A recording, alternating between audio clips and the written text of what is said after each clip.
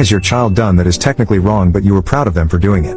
1. My son, who was 14 at the time, was robbed, at knife point, of his iPhone and a few dollars, by two older boys. They were 17 and 18. These boys were gang members, with many of the usual markings. One had a tattooed teardrop, indicating that he had taken a life, and a cross in the middle of his forehead. I saw his picture when they asked my son to identify who had done this to him. He looked pretty darn intimidating for a kid. This entire event was odd in as much as we live in an upper middle class suburb, and these things just don't happen here. Anyway, my son didn't seem to be suffering any trauma from the experience and went along seemingly happy-go-lucky. I actually thought he was in denial or suffering from PTSD. One day, I was driving through the main street of our town when I was stopped at a red light. My son jumps out of the car, without a word, and runs into the laundromat. I was confused, for a second, but then I see him beating the hell out of some guy. I mean, he was battering this kid, slamming him into walls and just pummeling his face with fists and elbows. But the time I got inside, he was stomping this kid out literally. The women inside were screaming and crying, and this kid was